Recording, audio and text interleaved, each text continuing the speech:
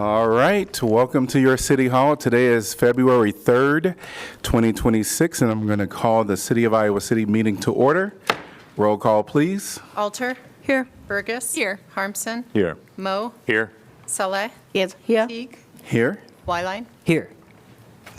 All right, again, welcome to your City Hall. So happy to see all of you here today that are in council chambers, as well as welcome to anyone that is joining us virtually.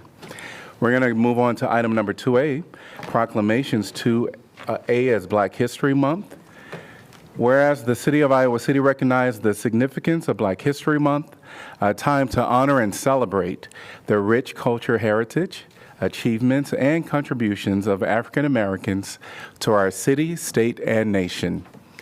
And whereas African Americans have been integral to the development and progress of Iowa City, from pioneering community leaders to contemporary innovators, artists, educators, and public servants.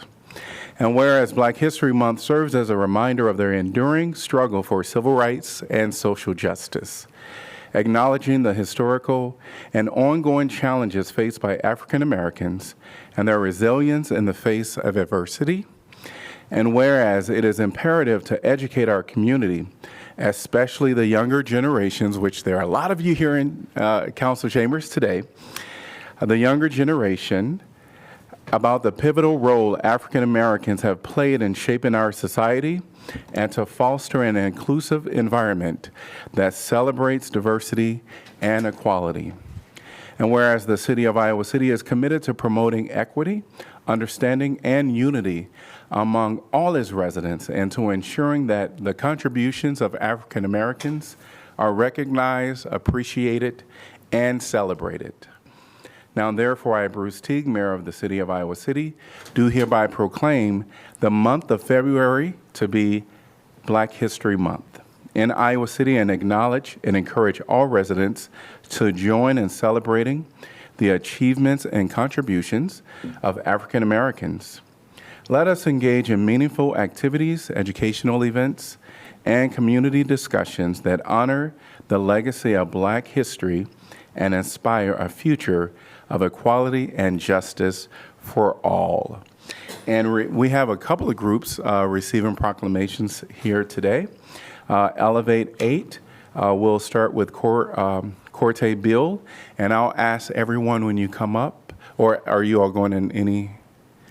As you come up, how about you introduce yourselves and your role, and then we'll, after you all speak, we'll be asking up the Banat Mindy Club to come and speak as well. So we'll start with Elevate 8.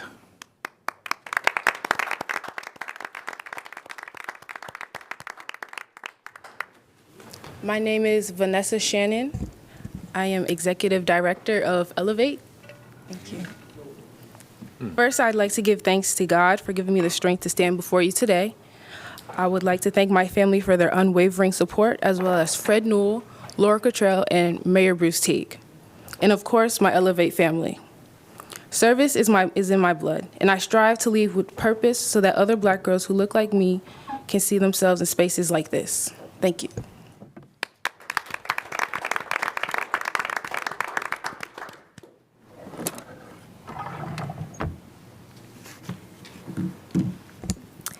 My name is Alicia Austin. I am the Chief Financial Officer of Elevate.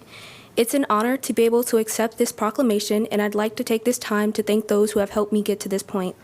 Laura Cottrell, Fred Newell in Dream City, Mayor Bruce Teague, my family, and Elevate's executive team.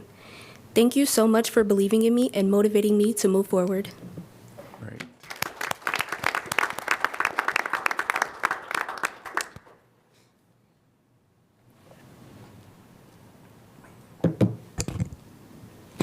Hello, my name is Rahman Babikir, and I am a co-founder and vice president of Elevate. I want to take this moment to speak a little bit about leadership. Thank you so much for giving us this honor, and I want to remind us that this month invites us to honor leadership in all its forms. As history isn't shaped only by the most visible leaders, but also by the people who show up quietly, who listen, who support, and make space for others. Black History Month reminds us that leadership can mean stepping forward, but it can also mean stepping back, sustaining the work, and caring for ourselves and one another along the way. especially during trying times. I accept this proclamation with gratitude and with a commitment to honor the past by continuing the work ahead. Thank you, Iowa City, Mayor Teague, and the City Council for this honor. Thank you all. Thank you.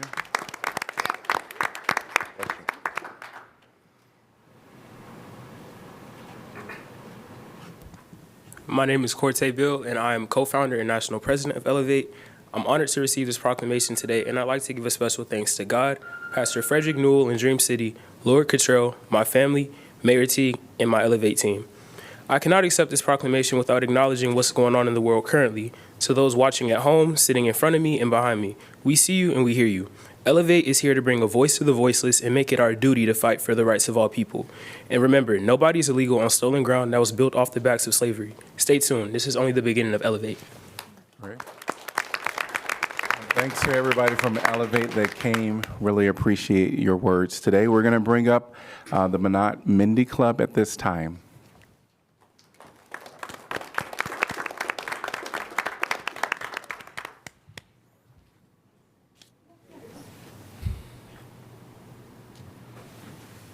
You are our first speaker. Yeah.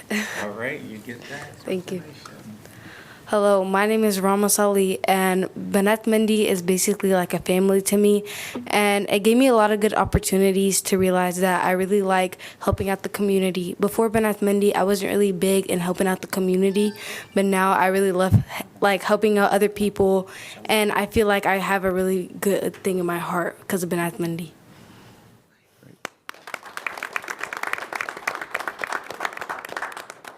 Welcome.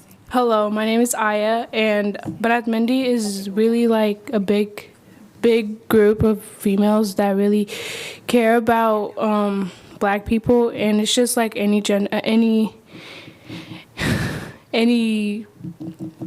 race. It's not just Black people; it's every single race. Great. Welcome. Hello, I am Nahid Ibrahim. I'm very glad to join Banat Mindy, and I'm very glad that we've been helping out the community and helping out other people. I'm really glad to be in the group. I'm really thankful for all the other members in the group. Great. Welcome. Hi, I'm Marine Adam.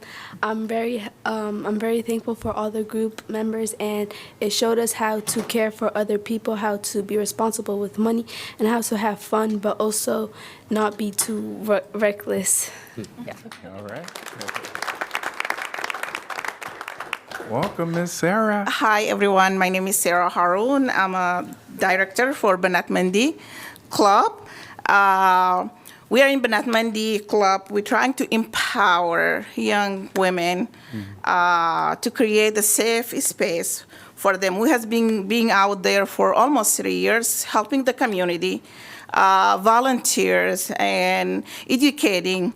We are kind of like being everywhere. We are so glad today to be here to accept the proclamation because, excuse me if I say it wrong, we are honored. We are really honored to be here and serve the community. And thank you.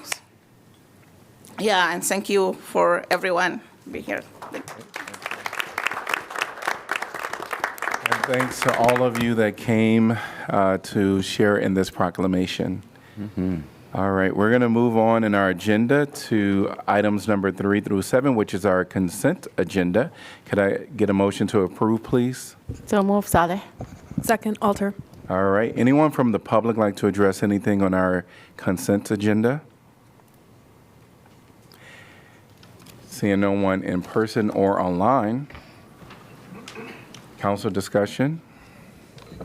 Roll call, please. Mo? Yes. Salah? Yes. Teague? Yes? Wyline? Yes. Alter? Yes. Burgess? Yes. Harmson? Yes. Motion passes 7-0. We're at item number 8, which is our consent agenda. Community comment. Is there anyone that would like to speak during the community comment? Please raise your hand if you're wanting to speak on items that are not on our regular agenda. I see 2 individuals. I see 3 individuals. 4. I'm going to have you raise your hand a little higher. All right, I'm going to give everyone 3 minutes to speak on items. Just know that the council cannot engage with you all in any discussion or debate due to open meeting laws. There is a sign-in at the back that you can sign up and just drop it in the basket. Otherwise, you'll have to sign your name here at the podium.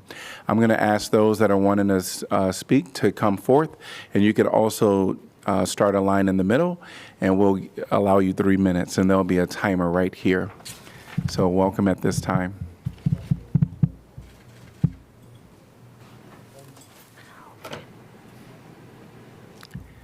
Welcome. Please state your name and city you're from. Yes, my name is Andre Tandu. I'm staying here in Iowa City.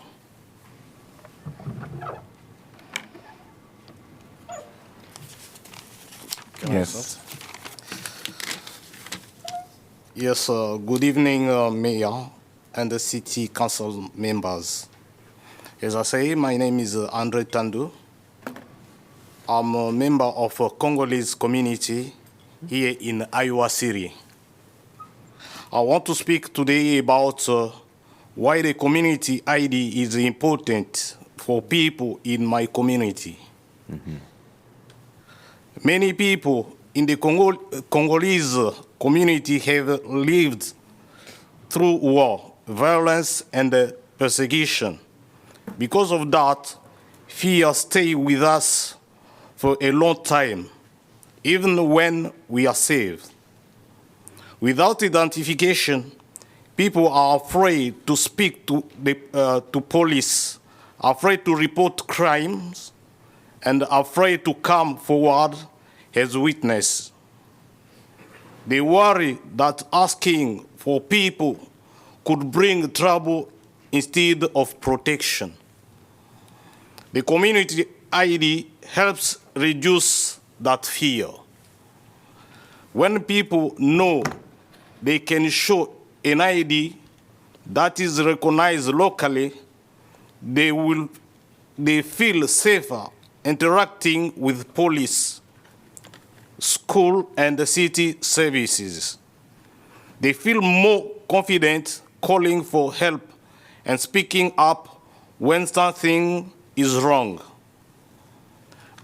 I know people in my community who will never speak publicly or cooperate with authority if they did not have this ID. With it, they feel seen and protected as member of the city. Community ID do not make Iowa City less safe. They make it safer because people are no longer hiding. I respectfully ask the city council to stand with communities like mine and to support the community ID program by reaching out to Iowa legislators. Your leadership helps people feel safe enough to speak. Thank you for listening. Thank you. And I'm going to ask that we hold our applause. Thank you. Welcome. Please state your name and city you're from. Thank you. My name is Peter Byler. I'm from Iowa City. I'm a teacher, so they teach us to sandwich our criticism in between 2 compliments. So I want to give kudos to the Public Works Department. During the Rochester reconstruction, there was a transformer placed at the top of Ashwood Drive that was right in the line of sight. And that was probably not a big deal to a lot of people, but somebody would have died there eventually. And I went out there today and they're moving it. This is a year later or whatever, but that's really important and I'm really glad that's happening. The main thing I wanted to talk about today was the local option sales tax. I don't think it's any surprise to people that people don't have a lot of confidence in government right now. International bodies, federal government, state government, there's a lot of confusion and lack of transparency, lack of good governance in general. So like you guys are the last bastion we have of like something that I personally really believe in. I think that this government here in Iowa City in the 14 years I've lived here has always been excellent on balance. So I want to read you the ballot language that I voted for the local option sales tax. Revenues from the sales and services tax shall be allocated as follows: 50% for property tax relief, et cetera, et cetera. So what's actually happening that I just read in the information packet is that, 10% is going for property tax relief, and the other 40% or something, I'm making these numbers up, is going for parks projects and roads projects, which you can say, well, it would have been offset in the general fund if we would have, so we can kind of call that property tax relief, but that's not what it is. If the Parks Department needs more money or the Roads Department needs more money, they need to ask for more money in the normal budget. 50% of the local option sales tax was sold in very plain language on the ballot as property tax relief.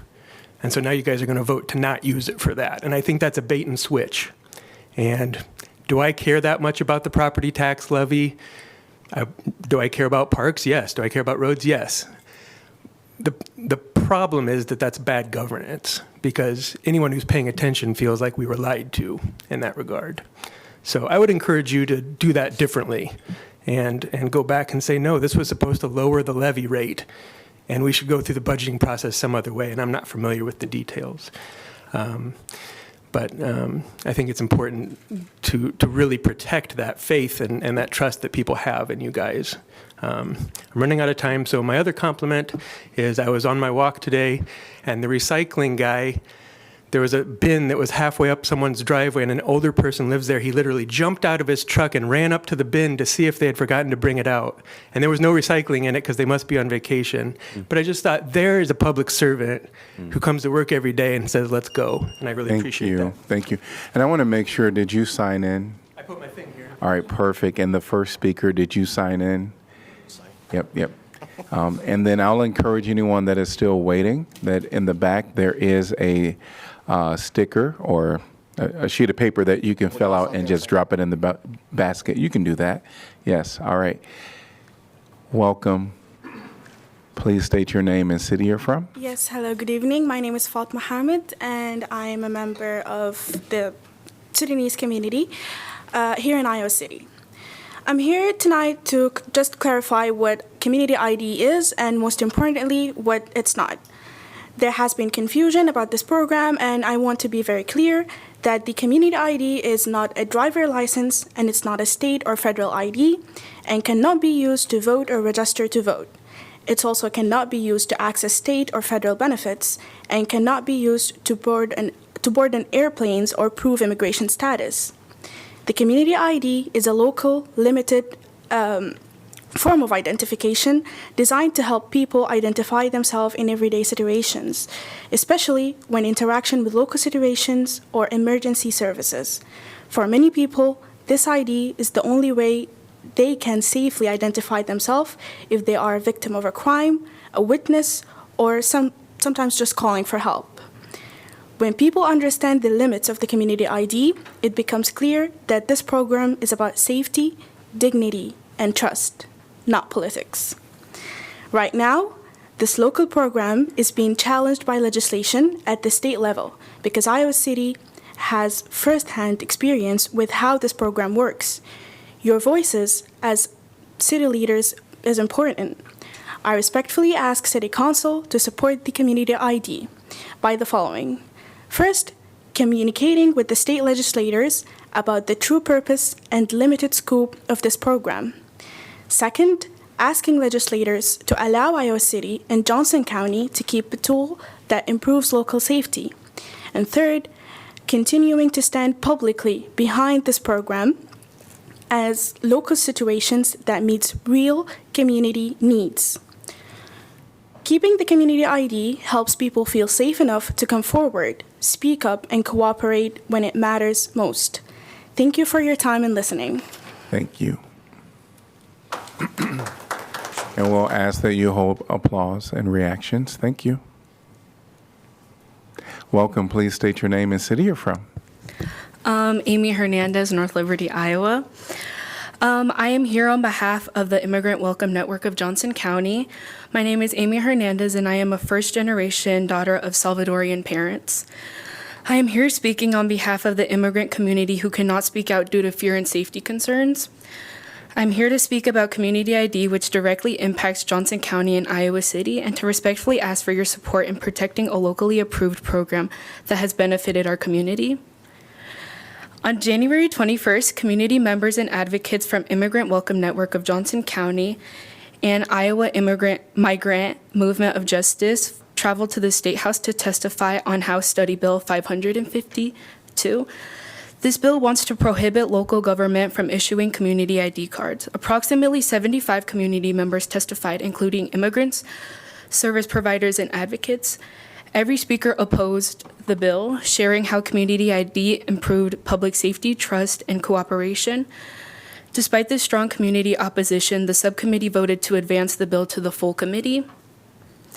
This legislation matters deeply to Johnson County and Iowa City because Johnson County currently is the only county in Iowa City with a community ID program.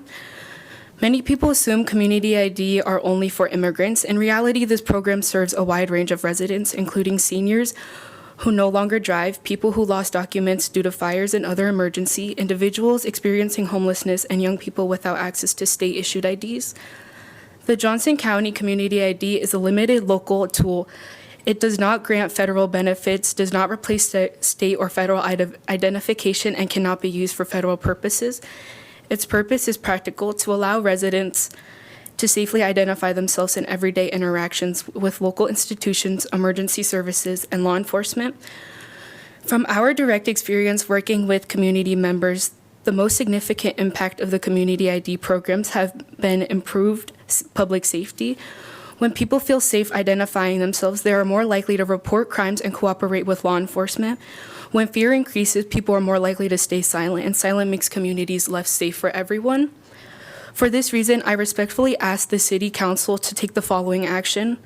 First, I respectfully encourage City Council members to communicate directly with state legislators and your lobbyists to express concern about HSB 552.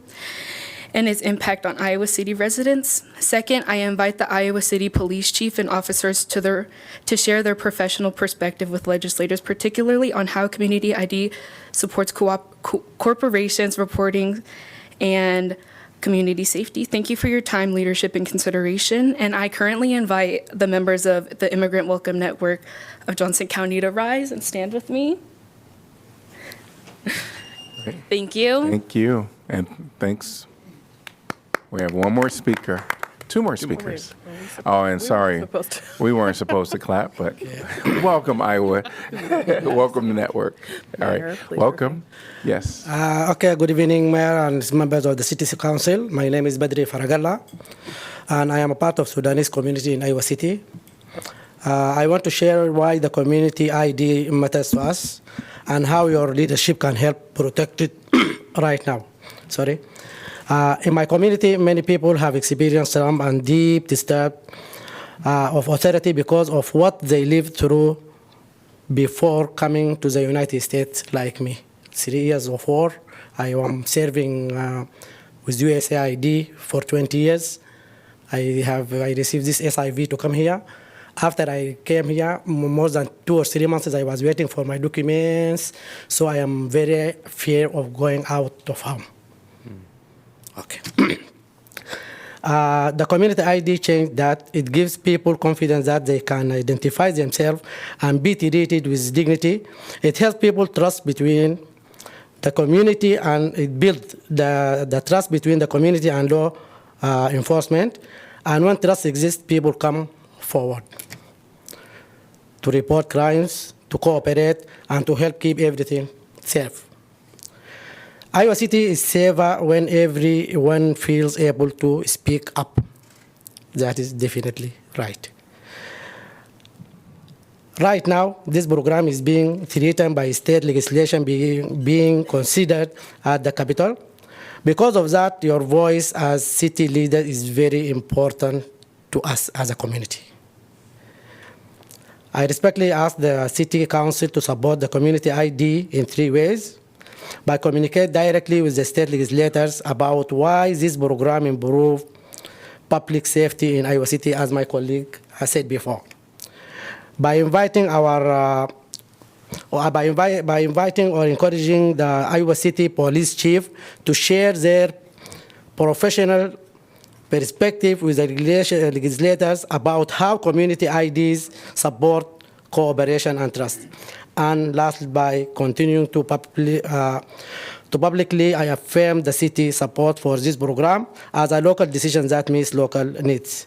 Your leadership helps protect programs that allow people like me and my neighbors and my colleagues to feel safe enough to speak. Thank you for your time, and thank you for listening to our voice, and God bless you. Thanks. Thank you. Welcome. Please state your name and city you're from. Thank you. My name is Bijou Maliabo. I am a leader in the Congolese community in French-speaking, Swahili, and Lingala-speaking of African descent. I'm also a former Center for Worker Justice board member. Through my work there, I firsthand saw the program that the Community ID helped people. I was directly involved advancing Community ID program in Johnson County. At the Center for Worker Justice, we work with people from Latino American, African descent, like Congolese, Sudanese community, and many other communities. People were working, raising family, and contributing to Iowa City, yet live in fear because they lack identity. That fear had real consequences. People were afraid to report crime. I was with those people when they were afraid to speak with the police. I was with those people, I spoke on their behalf, and afraid to come forward as witnesses. That silence made our entire community less safer. The Community ID changed that. It reduced fear, built trust, and made people more willing to cooperate with law enforcement and access local services. That benefit immigrant community, and it strengthened public safety for everyone. Community ID do not create danger. Fear does. And this program reduces fear. As this program is being challenged at the state level, Iowa City must continue to lead like you guys are leading. I urge you, the city of Iowa City, City Council, to firmly stand behind the Community ID, communicating its public safety value to the state legislative. Please speak up and support law enforcement voices who knows this program work. This is a local solution to a real local need. I have to see it work. We have to see it work, and we have to work together. Thank you. Thank you, and thanks to everybody that came today to speak during public comment. Thank you so much.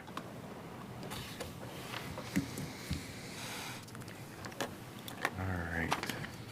We're going to move on in our agenda with 9 planning and zoning matters.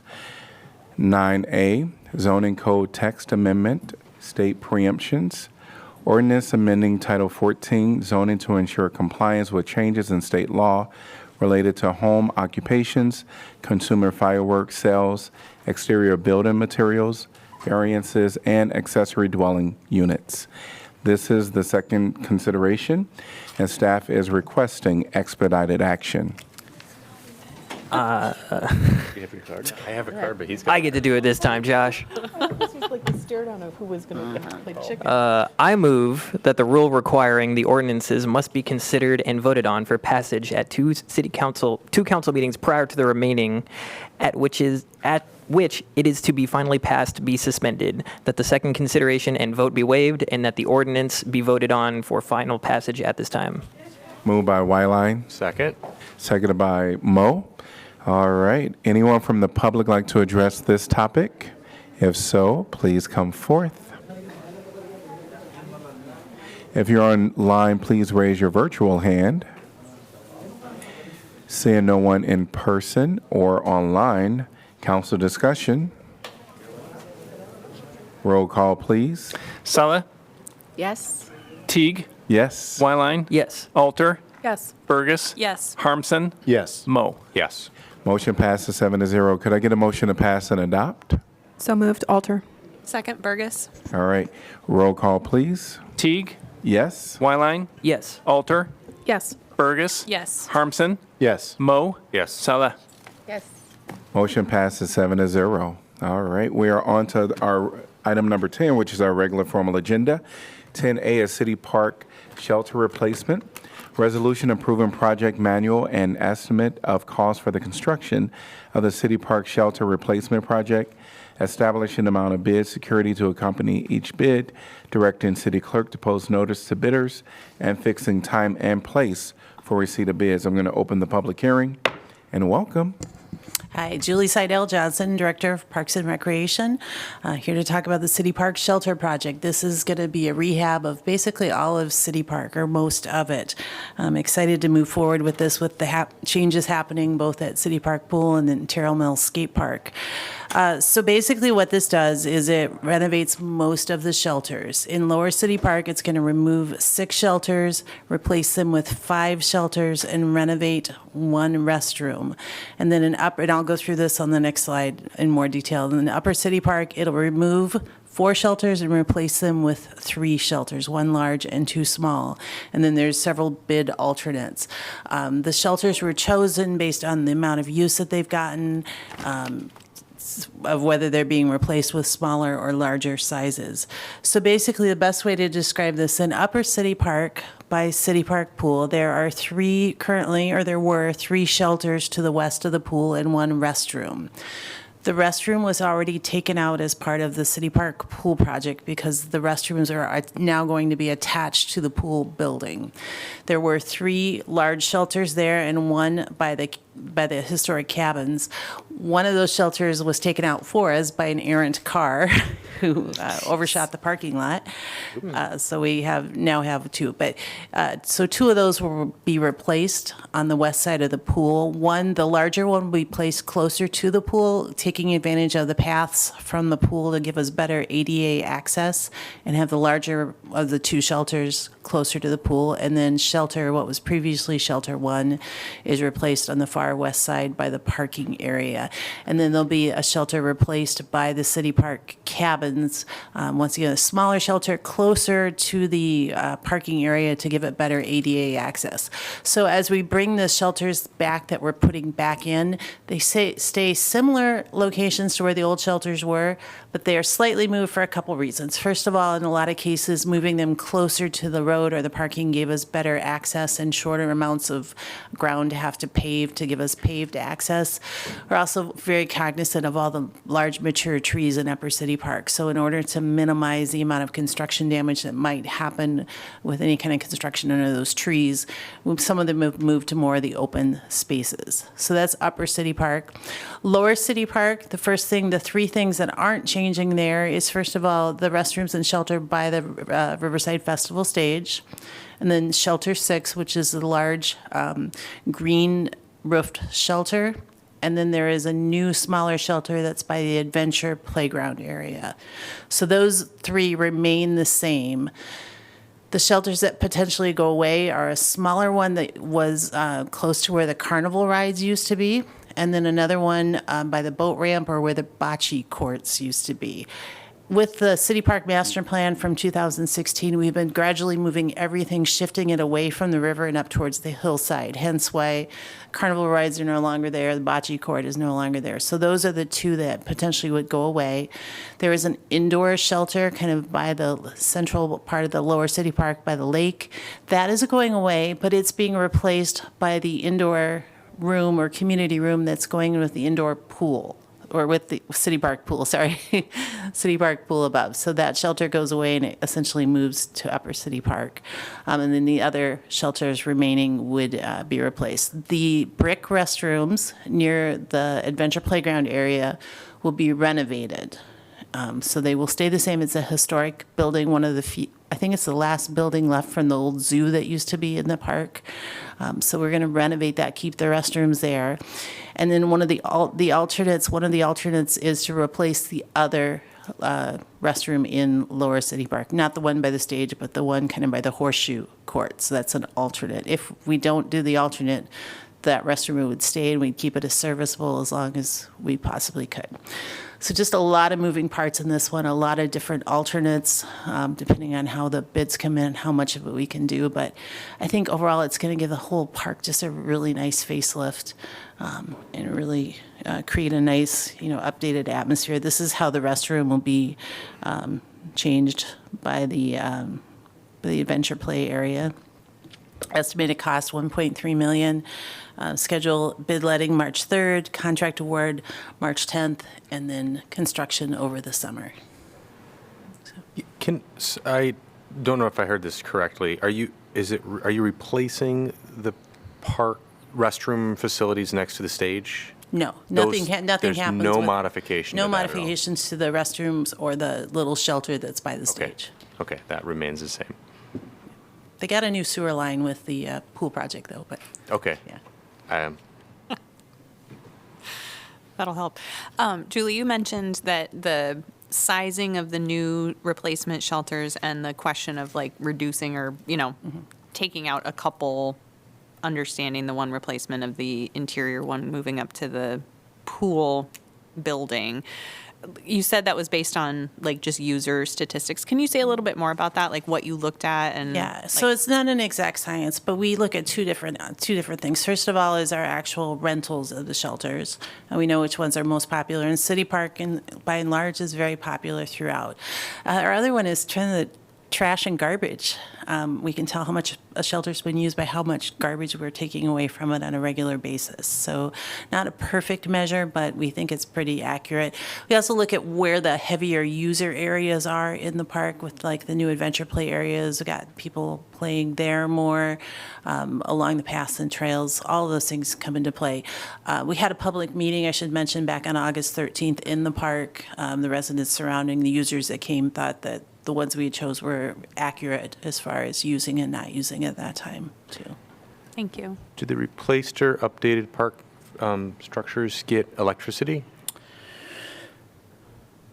I do not remember off the top of my head how many. Some do and some do not. Basically, if they have them now, we would keep it. I don't think we're adding any at this point. And then it's kind of really related to the stage park, but do you put bike racks at these park shelters? It's part of the alternate, but it's also another thing that we look at adding as we renovate each facility is where we can put more bike racks. Great to have a bike rack by that stage, but okay, that wouldn't be part of this project, but we can certainly look at that. we could drag it over, right? Thanks. Here are no more questions. Thank you. Anyone from the public like to address this topic? If you're online, please raise your virtual hand. See no one in person or online. Council discussion? Need to close the public hearing, Mayor. Oh, yes. I'm going to close the public hearing. Could I get a motion to approve, please? So move. Mo. Second, Harmson. All right, council discussion. In spite Julie talking about not having that particular piece of information about whether it was electrified or not, I'm pretty much just staggered that you ran through that entire thing without notes. So it says this is deeply embedded in what you have been focused on. So I appreciate that. Absolutely. Roll call, please. Whiteline? Yes. Alter? Yes. Burgess? Yes. Harmson? Yes. Mo? Yes. Sella? Yes. Teague? Yes. Motion passes 7-0. We're at 10B, termination of Lower Muscatine TIF District. Ordinance repealing ordinance number 04-4024, providing for the division of taxes levied on taxable property in the Lower Muscatine Road and Highway 6 urban renewal area in the city of Iowa City, Iowa, pursuant to section 403.19 of the Iowa Code of the Code of Iowa. This is the first consideration. Can I get a motion, please? So move, Souther. Second, Alter. All right, and welcome, Jeff. All right, Council, I'm going to present on both of these items at once because they're very similar. We're just talking same action on two different geographic areas. Urban renewal areas and TIF districts, these terms often get used interchangeably, but they are very different. An urban renewal area is defined as a geographic area in which a city would like to see various urban renewal projects take place. That could be private-public partnerships, infrastructure, and such. A TIF district is an area defined within that urban renewal area that provides a financing tool to help you achieve those goals. So an urban renewal area could have multiple TIF districts within it. When you're creating when you're creating a TIF district, if that's your goal, you start with the urban renewal plan, which defines the urban renewal area, and then you can locate the TIF district within that. We are here tonight on both these items doing the reverse. So we are taking a couple of urban renewal areas as our ultimate goal off the books, and you have to do this in reverse order. So we start by terminating the TIF district, which is what you have in front of you. So when it comes to TIFs, there's multiple types of TIF. You may hear this as the legislature talks TIF reforms. There are some TIF districts with no statutory sunset periods in which they can live forever if a city wants to allow that. A lot of other TIFs are set on 20 years. Those are the ones based on an economic development designation as opposed to a slum and blight designation. And we're talking about, in both these cases tonight, economic development designations for these TIF districts. So the first one is the determination of the Lower Muscatine Highway 6 TIF district. This was adopted in 2002 based on economic development, and it appears to us as it was a prospective type of action. So the city did this without having a specific project in mind, but at the time felt like it could be needed to enhance the economic activity in that area. This district was never put to use. There was never a project in there, and staff sees no reason to maintain it at this point. And it's been well over 20 years, although there's never any debt certified there. And the second one is just to the east. It's the Industrial Park Road TIF. This was adopted at the same time, again, as part of a larger strategy at that time to bolster some of the industrial activity at the city. Again, this TIF district was never put to use. There was never any certified debt, never any projects contained, and staff is comfortable taking it off of the books at this time. This is the schedule, and the last point on this slide is what we want to reiterate. This doesn't take TIF off the table forever. If we eventually were to identify a need for that, we will create a new urban renewal area with the City Council's blessing. We would bring a new TIF district and ultimately present you with whatever project that may be. We don't foresee that happening in the near future, but this action does not preclude you or a future council from doing that years down the road. Happy to answer any questions.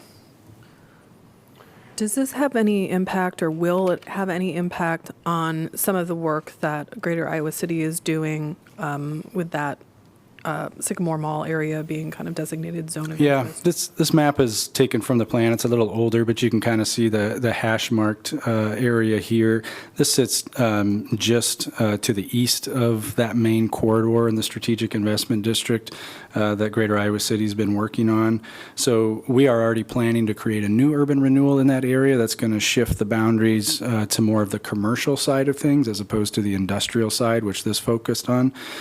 So there are plans in place to accommodate that, but this action does not inhibit us from achieving the goals outlined in their strategic investment district. Is there any reason other than just good bookkeeping and cleaning up our districts to get rid of them, to sunset them? I think we came to the conclusion that it's the appropriate thing to do. Although, what the statute says is that it's 20 years after debt is certified.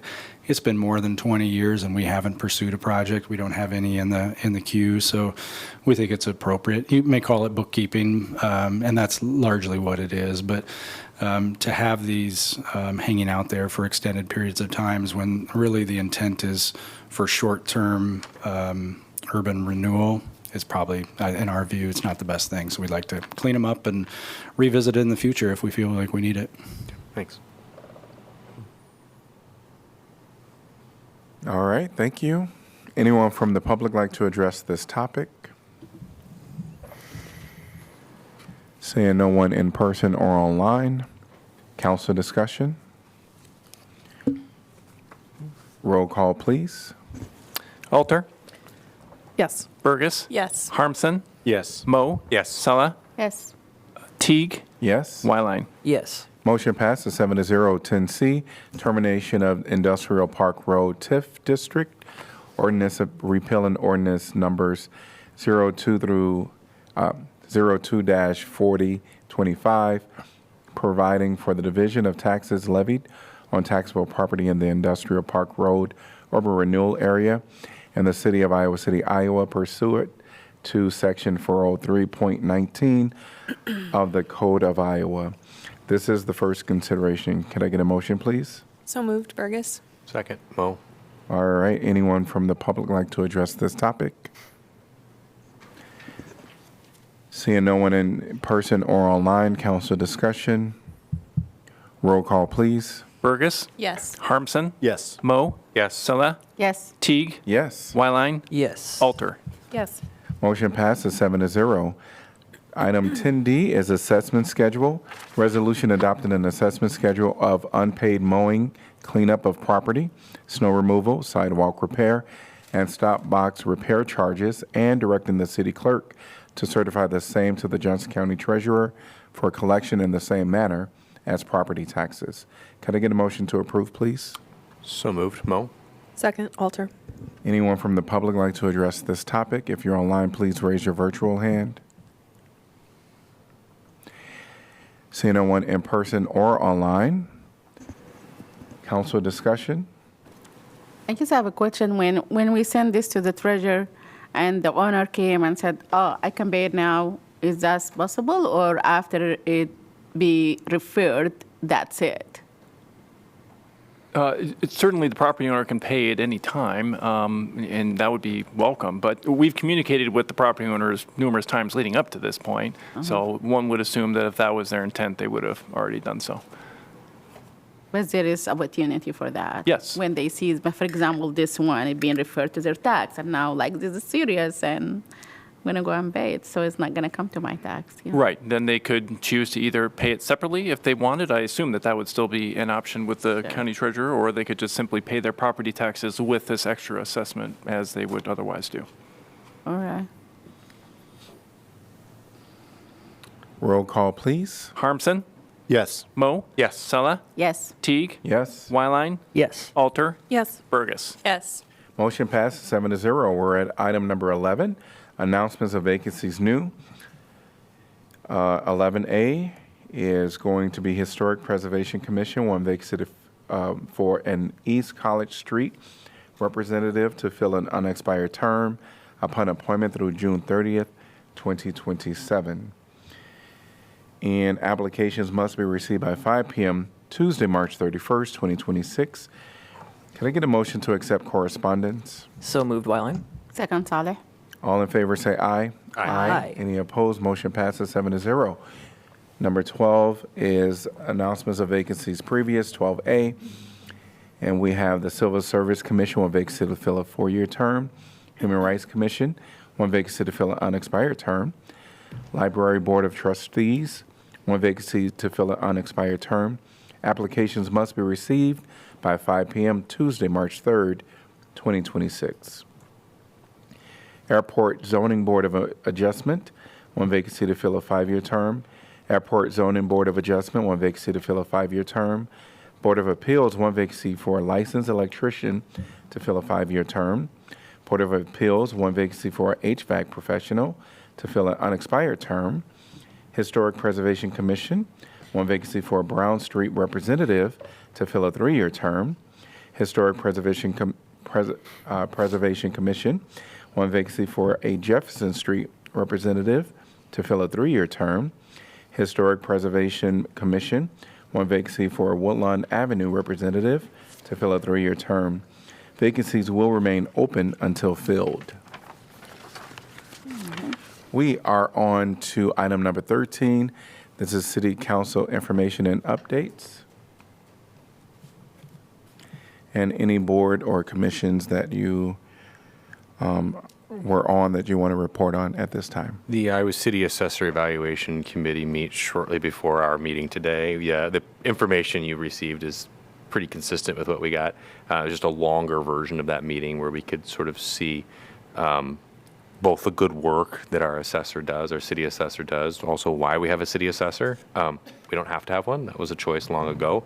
And also just some interesting work that they do tracking property tax and property tax reform over the years and how it impacts the city. So it was instructive for me, and if you guys get a chance to be on this committee in the future, it's kind of helpful to understand the mystery of assessment.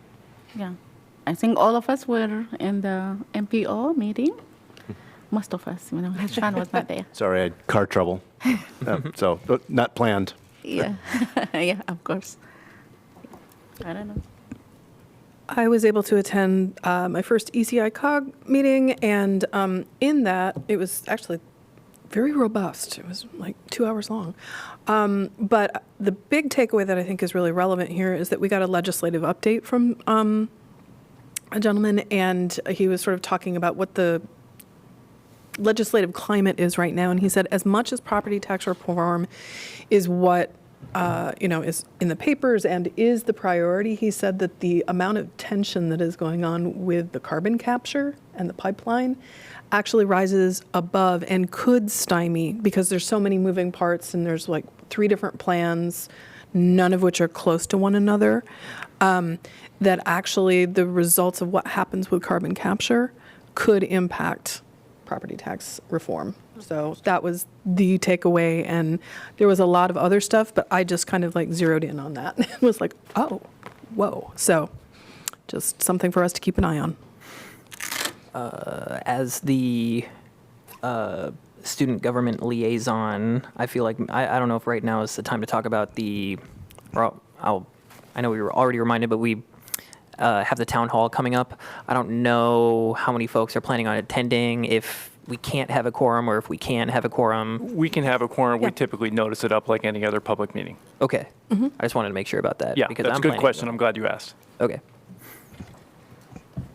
Just council information. I was in the, not like a reporting, right?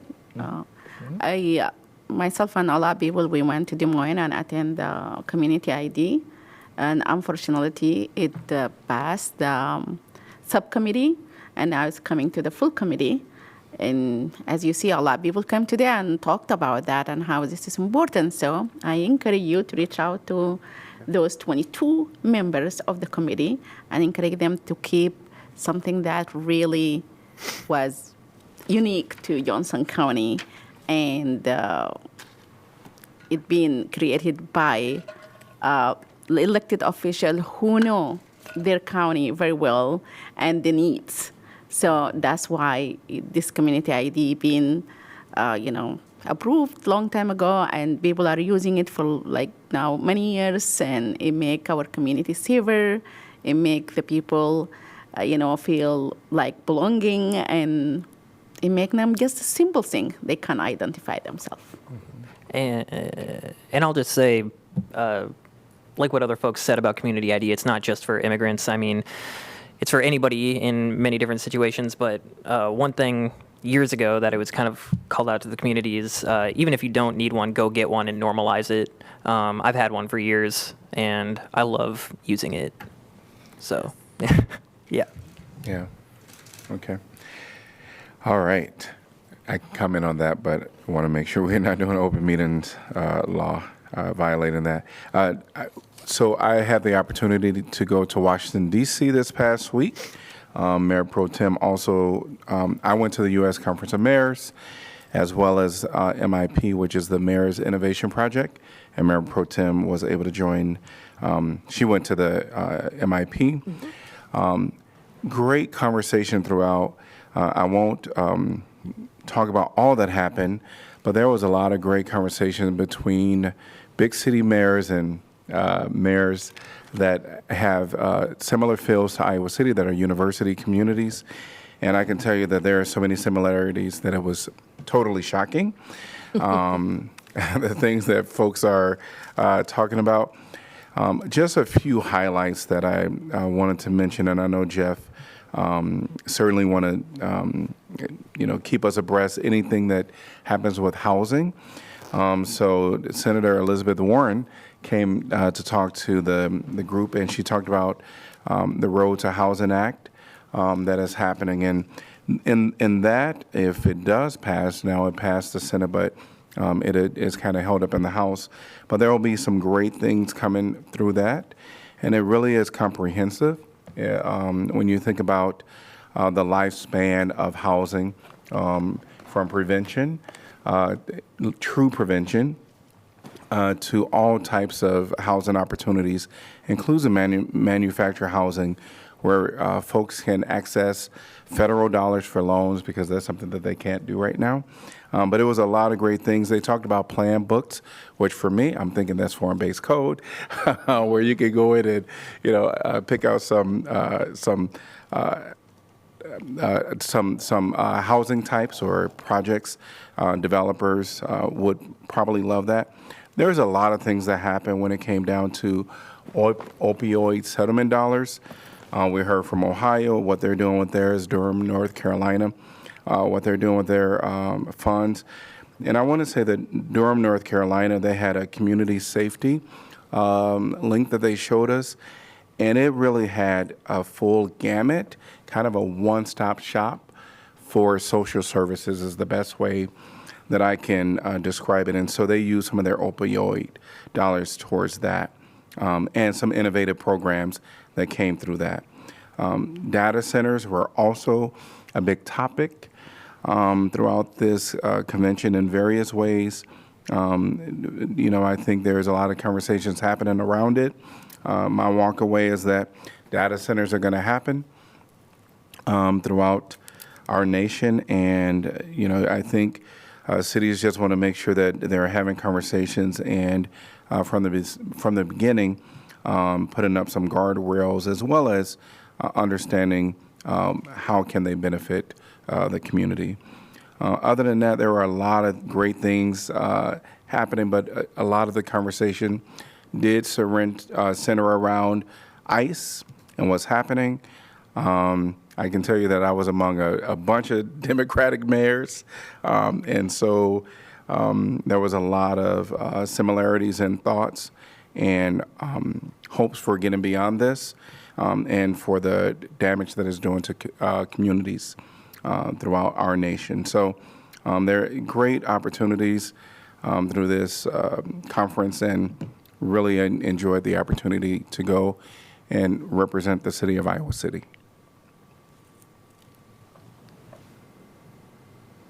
All right. We're going to move on to item number 14, which is report on items from city staff, city manager's office, city attorney's office. Nothing for me either. Thank you. All right. City clerk. No, thank you. And we're at item number 15. Can I get a motion to adjourn, please? Move to adjourn. Moved by Sala. Second. Seconded by Wyline. All in favor say aye. Aye. Aye. Any opposed? We are adjourned. He beat you. 6:59, not 7.